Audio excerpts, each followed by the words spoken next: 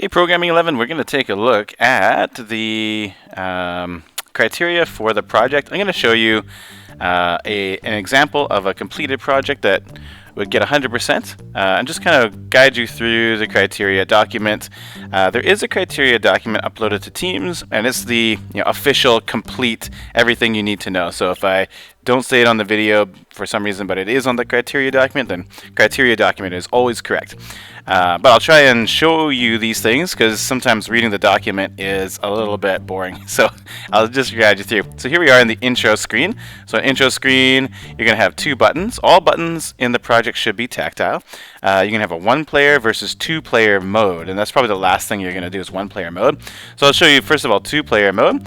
Notice we have some sound effects that are playing. So the sound effects we talked about in the sound effect video, and the ones I linked are totally great. Or if you can add new ones if you want to.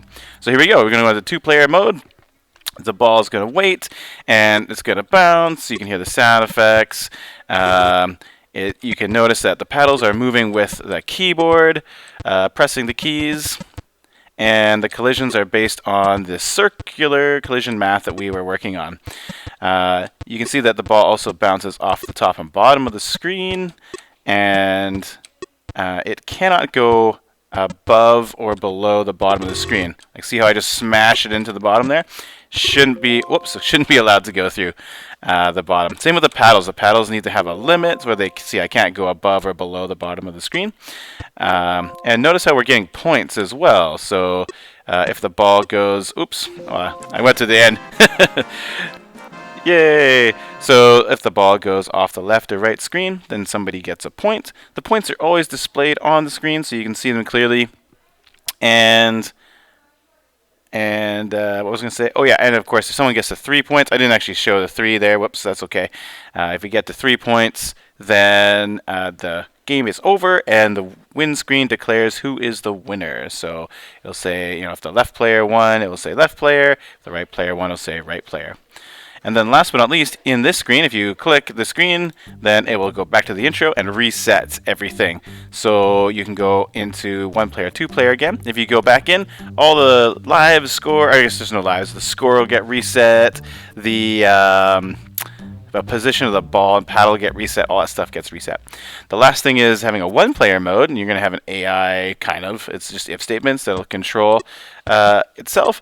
And you can check out the video on AI about the criteria around that. Basically, it's got to be beatable, but not too easy. And I give you some examples of things you could do to make the AI for that. And I guess I will just beat the AI, or die trying. Whoa, whoa. That's basically the whole project.